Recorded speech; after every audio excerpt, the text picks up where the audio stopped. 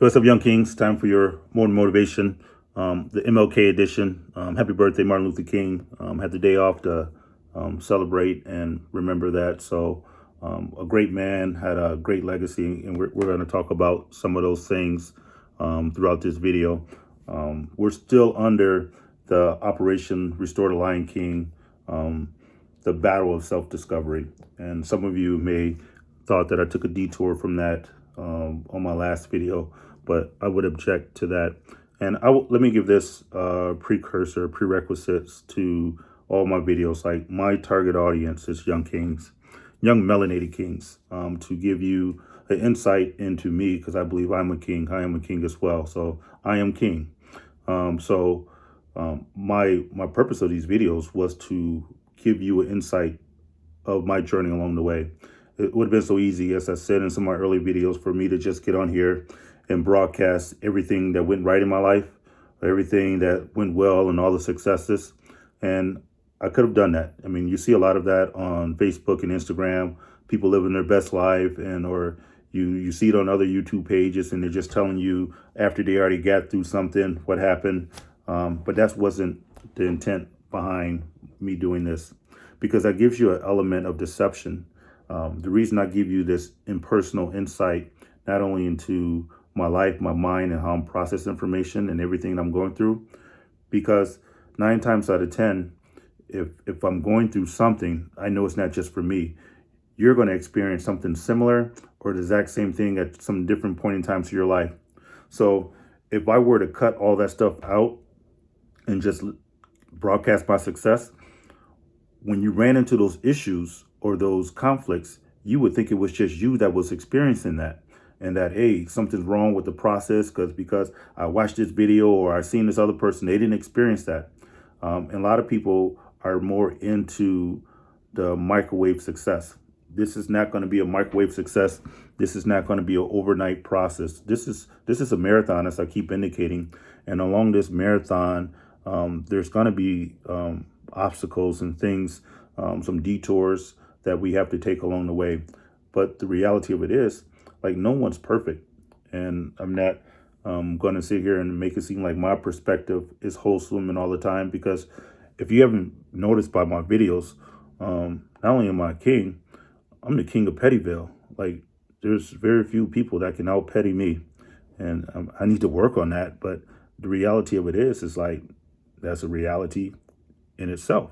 So just wanted to put that out there. There were some disgruntled people about my last video, and the disgruntled people were some of my own bloodline, meaning, like, I've been doing these videos 10, 11 months now, and no comments been made, no nothing. And then all of a sudden, I get a comment, and then the videos, and I get calls and this and that. The reality of it is, it's like, man, people will come and participate in what they think is a failure or a misstep.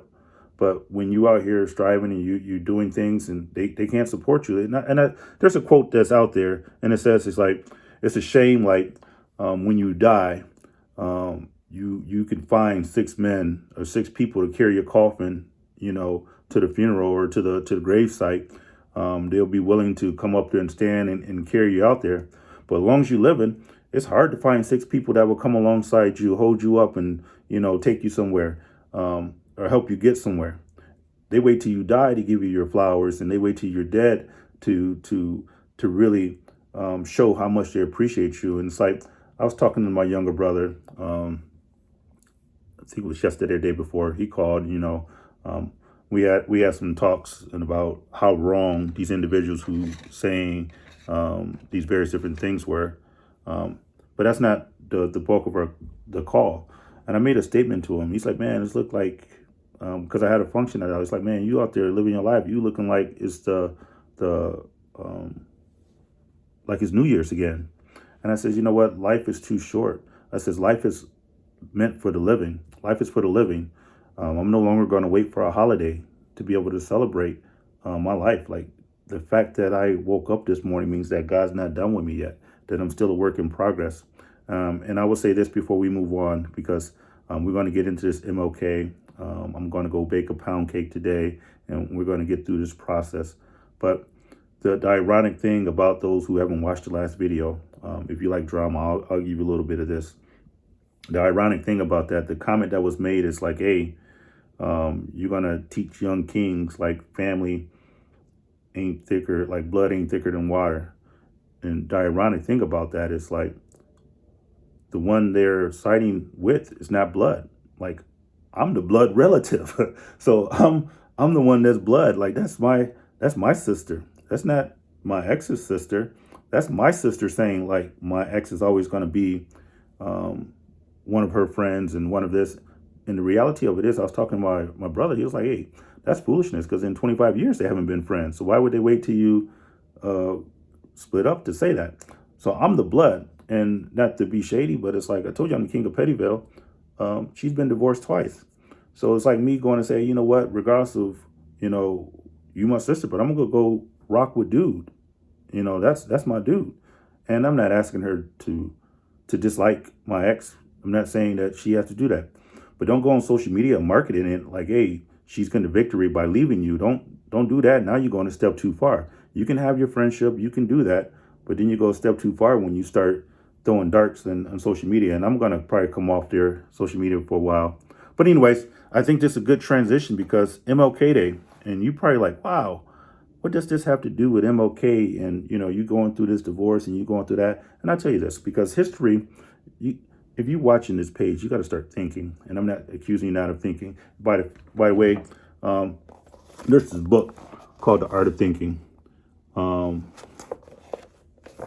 This book is deep. And it talks about in the book, and then we just took a detour real quick. But in the book, it talks about the process of thinking. It says sitting in a car is not driving until you actually put it in gear and you start taking control of the steering wheel and going places, pushing the pedal. That's driving. So you sitting in the car is not driving. It takes an intentional action for you to put it in gear, to put the pedal, push the pedal or the brake, whatever you need to go. And that's when you start driving. And the same is done with thinking. Like you can't just sit there and think. I mean, thoughts are coming in to your head and whatever, but you're not actively thinking. You're very passive. So you got to take those thoughts and you got to put them in gear and you got to put the gas so you can go somewhere. So when you're watching these videos, there's going to be an element of deductive reasoning that you're going to have to use in order to do this. So I say that to get back to the MLK, Martin Luther King Jr., a great man, did a lot of great works in the civil rights, amazing man. But do you know the part that is untold, meaning that MLK, the FBI had considered Martin Luther King one of the most dangerous men on the face of the earth. He was at the top of the FBI list. And now this is a man that practiced nonviolence. He wasn't dangerous because he was going to have some terrorist attack or that he was threatened to overtake the government. That wasn't why he was a threat.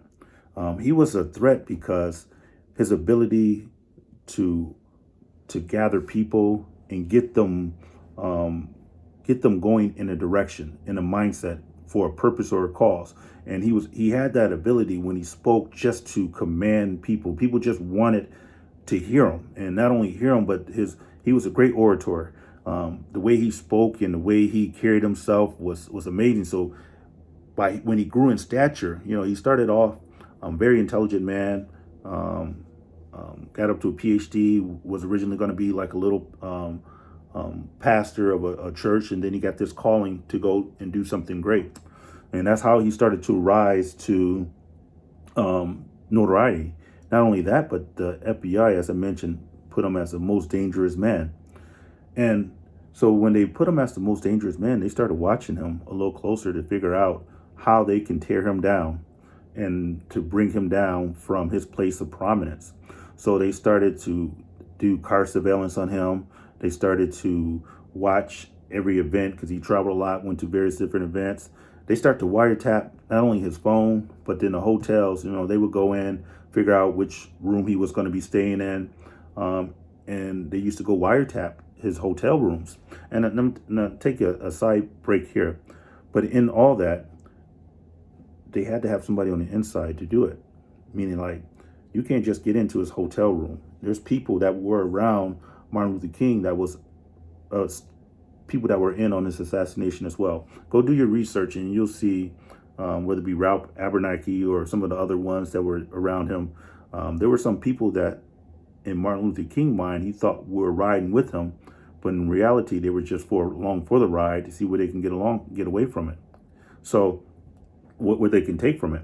So they started wiretapping his hotels, his phones, and stuff of that nature, and they realized like this dude, he's not a terrorist. He's not doing anything to try to overthrow the government and stuff of that nature. But what they did find out is that he was having extramarital affairs. So that I have a dream. They realized some of them dreams were wet dreams. I probably shouldn't have said that. Or like the good old pastor was laying hands on some of the choir ladies, and so they got all this information on him about him having. And this is, you can do your research. So this is not a means to try to belittle MLK Jr. and all the things he stood for. But as I tell you, it's like people expect you to be perfect. The gifts and calling of God are irrevocable. So the same strength that you have to go do great things, it's the same ability you have to go do things that are less than great or less than acceptable. So they got these wiretaps of MLK, and according to some of the documents, it says having multiple female partners, extramarital affairs, and orgies and stuff like that. And so instead of going after him for terrorism, they utilize that information to try to undermine him, to say, hey, he a hypocrite. He's this preacher, but then, Coretta's at home and he's out doing these other things. And so they try to get at him that way through discrediting him and trying to pull him down from some of his missteps and miscues and stuff of that nature. Not that I'm advocating that when I say I am king, but I have done the same thing. And I'm paying for it. But so when they tried to take those allegations to people, it really didn't stick because his calling and his purpose was higher than his mistakes. And it's not to say that his mistakes wasn't grievous or that it was outrageous. Those are huge mistakes.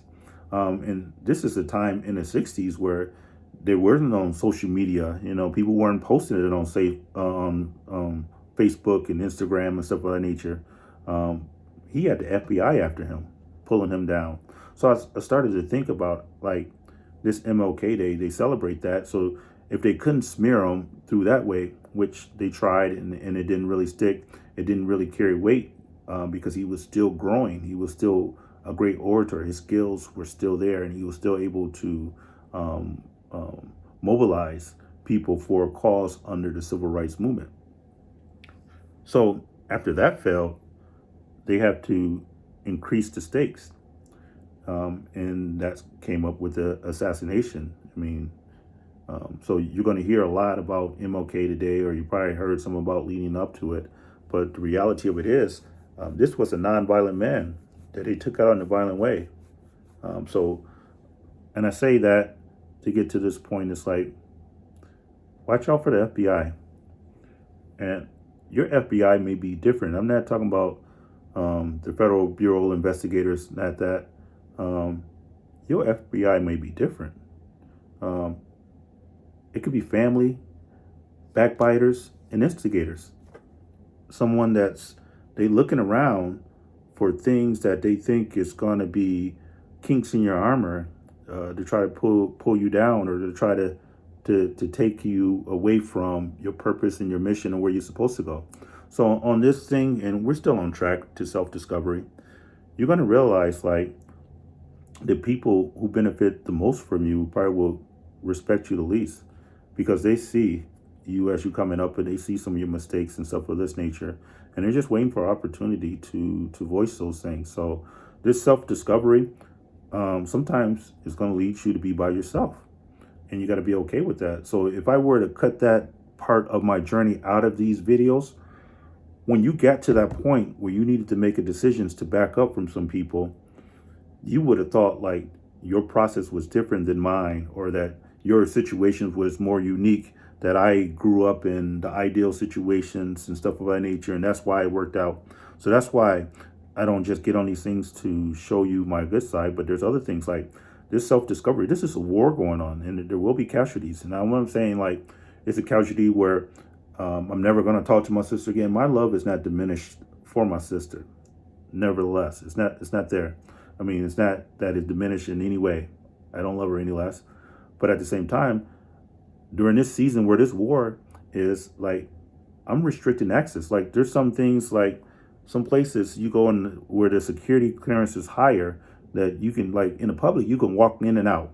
You know, you don't have to have any badges. You don't have to show no ID. You can go in Walmart. You can go in Myers or your local grocery store. There's no access to it.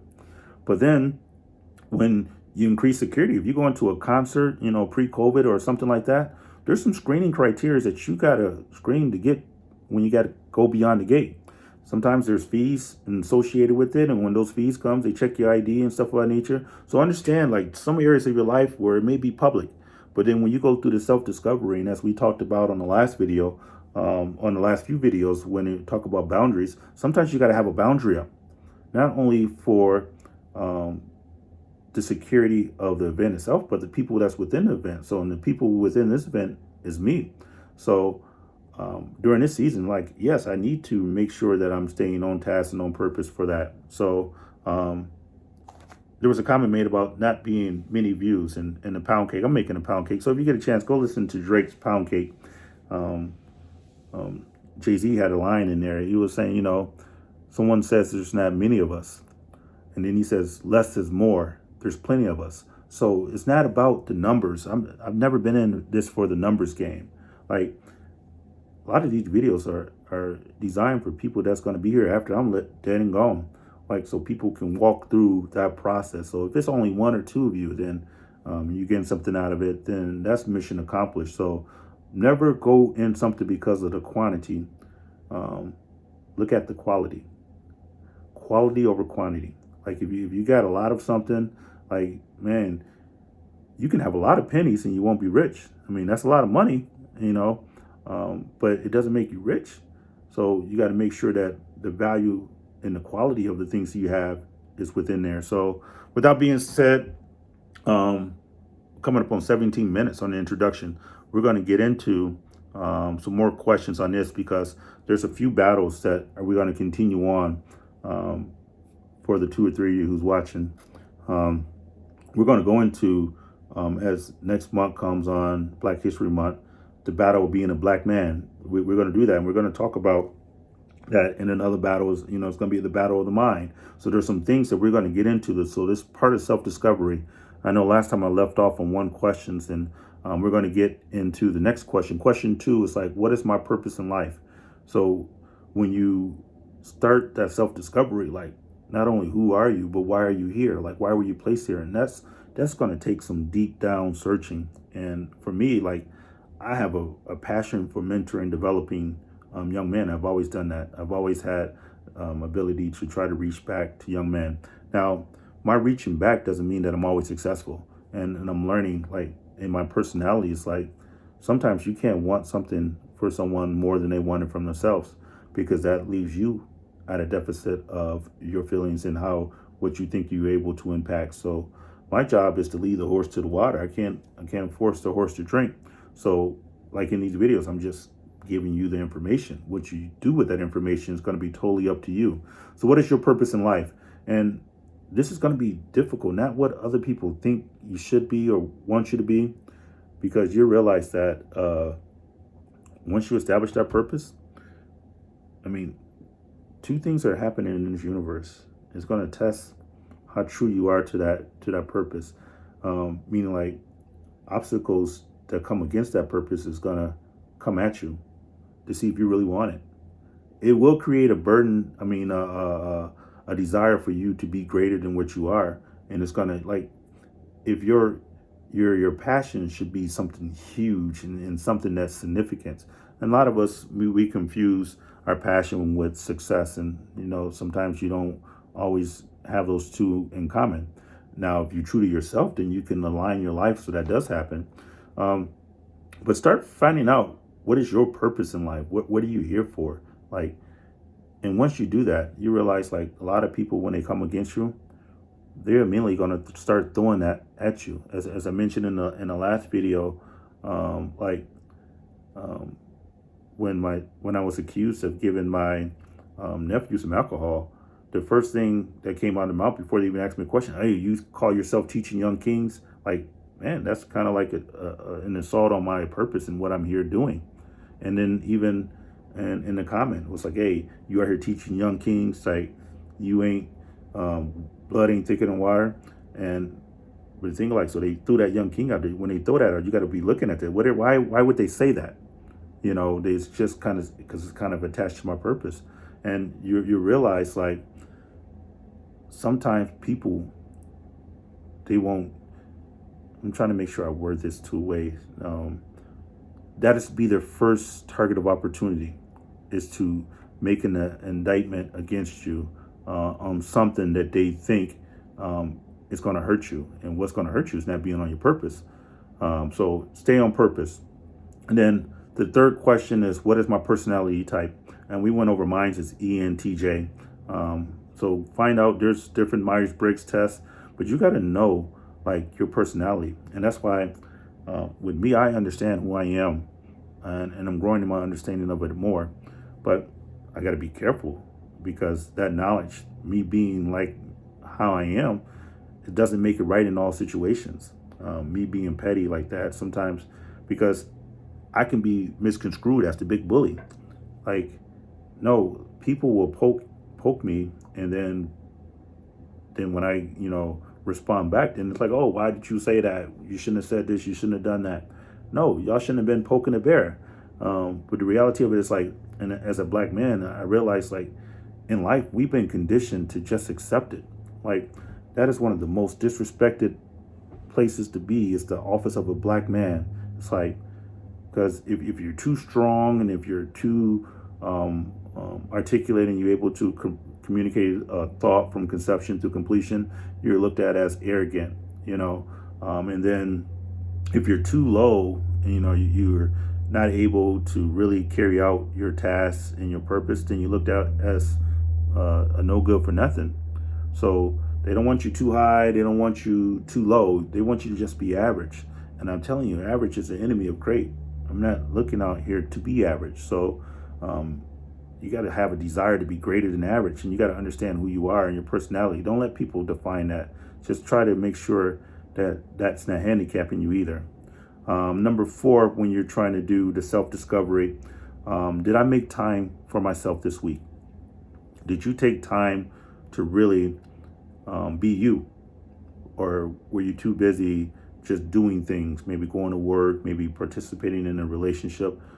There's times that you got to take time out the week that's just for you, to be selfish, and that's going to be part of that self-discovery, where you go in that time you take out the week, it's connected. You go and try to find out your purpose. You go out and find the values and stuff you cherish, and the way you're going to be able to do that is to be able to spend some time alone doing that. Am I making time for a social life? There is an element of social life, and I think this one during this time is probably out of control. There's probably more time for social life than it is for self-reflection, and we need to make sure that you get that balance back in check. So when I deleted some of these apps off my phone, I realized my productivity went up. And I'm saying I didn't, and as I once again state, I didn't go delete the whole account. I just deleted my access to it on a regular basis. So I got to be more intentional about going on there, rather than just scrolling through my phone and looking for something. So your social life, you probably don't have to worry about that one. Question 6 is, what scares me the most right now? Like, people think like successful people don't have fear. And I know we're talking about the Lion King, when Simba snuck off and the hyenas were surrounding him, and Mufasa came and saved him at the last minute. And Simba was telling his dad, said, Dad, you're strong, you're not scared of anything. And he told his son, he said, yeah, I was scared today. I was scared I was about to lose you. And he said, but you're so courageous. And he says, I'm being courageous when I have to. I don't go out looking for this stuff. Um, it's when I have to. But so it's not like having courage doesn't mean it's the absence of fear. It means like taking a step in spite of fear. That's where courage comes in. If you're not fearful, then you really don't need any courage. So when you think about that, people will try to mistreat like, hey man, if you are this man that things don't bother you, man, I tell you what, I'm scared about going for this appeal. Me and my attorney, like $3,100 a month. Yeah, I mean, will I be able to afford it? Yeah, but then I'm gonna have to alter some things, so that is kind of scary. But I'm gonna go appeal anyways. So, um, find out what scares you the most, and don't use that as a means to have a roadblock against you. And then, what is some things that you find inspiring? Like, I find Martin Luther King inspiring. Like, hey, this guy, he didn't let his downfall or his mistakes keep him from being great. You know, that ought to encourage you because, like, if you look at people in the Bible, people will Bible thump because that was another thing they use. So they try to throw your passion at you, and then if they can't throw passion, they're gonna throw God and religion at you to try to keep you in a box, to try to keep you to silence you. So, but like, I just lost my train of thought on there. But anyways, like I enjoy like how he was able to overcome that and to get to a point where he was still up there leading the cause. So, um, and I'll conclude on this because I did my train of thought just came back. Um, the Operation Lion King. I told you at the beginning, we're not Mufasa. That's not us. We're Simba. We're the young one here, being developed and being nurtured and molded into that. Uh, and I realized because I just watched it again yesterday.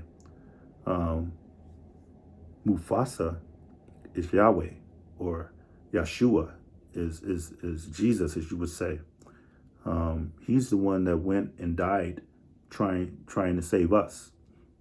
And there's a part in there where Simba is lost, and he goes to Rafiki. Rafiki finds him a little monkey to lead him along the way. Go watch the movie. If you haven't watched it, really, there's a lot of lessons in there. And Simba was telling him, he's like, hey, I made mistakes.